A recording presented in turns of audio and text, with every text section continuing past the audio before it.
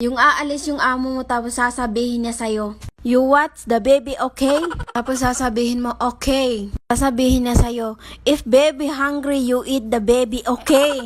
Ipapakain na sa akin yung anak niya na gutom. Diyos ko, Lord, gagawin pa akong zombie. Tapos inuutusan ka ng amo mong lalaki. Sasabihin sa'yo, "Cook my egg." Sasagutin mo pa, "Are you sure, Baba?" Sasabihin na, "Yeah, I'm hungry." Good ka na lang, "Okay." So, tama nga, ipapaluto niya ang itlog niya. Pagkatapos naman niyang kumain tapos uutusan ka niya. "After you clean, cook your madam." Hala, ipapaluto na naman yung asawa. At magtatanong ka sa amo mong babae, ano lulutuin ngayong hapon? Tapos sasabihin niya sa'yo, "I cook my children." Abang sumasagot ka ng okay, tulala ka. Kapag aalis yan, sasabihin, "Eat yourself." Patay, kakainin kong sarili ko. Prod pa more.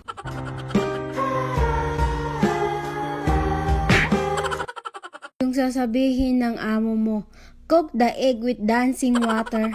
Paano mo lulutuin ang egg na sumasayaw sa tubig? Tutusan ka na naman. "Wash the kitchen and cook." Mariosep, paano mo lulutuin ang kusina? Tapos nung matapos ka nang gumawa ng coffee, sabi niya, "Bring the coffee and go jump to the ground floor." Sus Mariosep, patanunin sa ibaba na may dalang kape. Tapos kapag may makitang butik, nagpanik yan sila. Tatawagin ka na parang may nangyari. Bihin, "Bring the knife, kill the alligator."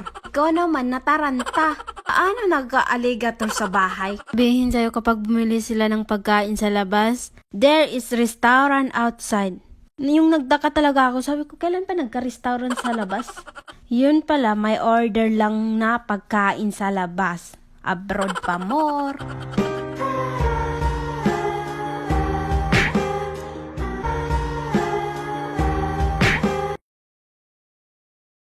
Tatanungin ka ng amo mo, "How order you?" Yung matulala ka na lang kasi hindi mo alam kung ano yung tinatanong. Order o edad mo? Tatanungin ka niya ulit, "You speaking English o speaking Arabic?" Magot ka na lang, "Bina, yes please madam." Tapos sasabihin niya, "No problem, speak English." So tama nga yung English naging English. Tapos sasabihan ka niya kung ano yung gagawin mo. "Work my house, everyday cook me, everyday cook my husband, everyday cook my children." Diyos ko Lord, ipapaluto na yung pamilya niya. Kaya abroad pa more. Bagong gising ka tapos tatanungin ka ng amo mo. Sabihin niya sa'yo, "How much your sleep?" Patay, binabayaran na pala ang tulog dito. Tapos uutusan ka naman, "Give me the flower." So tama nga, gusto niya daw ng flower, wala naman ng flower dito. Tapos pumunta ako sa garden, hinahanap ko yung flower. Siyempre flower yun.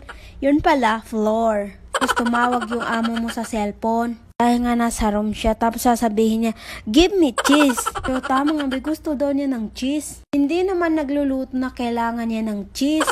Yun pala, cellophane. Umalis silang lahat tapos ikaw lang yung matira sa bahay. Tapos sasabihin niya sa'yo, "Before you die, kill yourself." Diyos ko Lord, gusto yata akong mamatay nito. Tapos uutusan ka naman ng amo mo, sasabihin niya, "Give me step." Umistep ka na nga pero hindi pa rin, yun pala, steak. Uutusan ka naman, "Give me onion and fly." So tama nga magpakuha lang ng sibuyas tapos gusto pa niya akong paliparin. Tapos kapag magluluto siya ng pagkain ng asawa niya, uutusan ka niya, "Give me 2 egg, Baba." Diyos ko Lord, ipapakuha niya yung itlog ng asawa niya. Abroad pa more.